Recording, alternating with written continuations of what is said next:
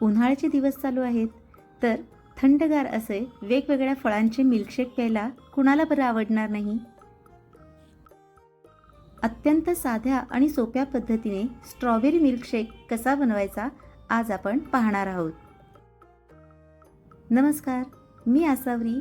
आपल्या आसावरीज किचनमध्ये मी आपले स्वागत करत आहे. स्ट्रॉबेरी मिल्कशेक बनवण्यासाठी सर्वप्रथम 7 ते 8 स्ट्रॉबेरी घ्या. स्वच्छ धुवून घ्या आणि त्याचे मागचा देठ आणि पानं काढून घ्या.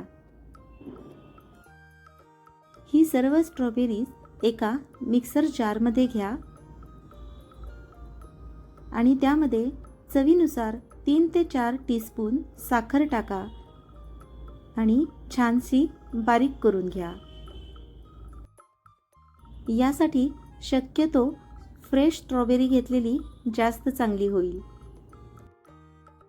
शक्यतो फ्रूट मिल्कशेक करत असताना फ्रेश फ्रूट्स घेतलेली जास्त चांगली, त्यामुळे अगदी ओरिजिनल चव येते.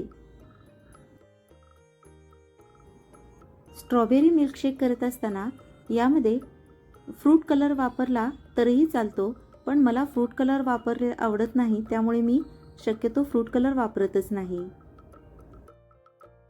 आता यामध्ये थंडगार दूध टाका आणि पुन्हा एकदा ग्राइंडरमधून फिरवून घ्या. जर तुम्हाला जास्त थंडगार हवा असेल तर यामध्ये बर्फाचे 2-3 तुकडे टाकले तरीही चालतील. आपला छान असा थंडगार स्ट्रॉबेरी मिल्कशेक तयार. अशा साध्या सोप्या चवदार रेसिपीजसाठी आसावरीज किचनला सबस्क्राईब करा. धन्यवाद.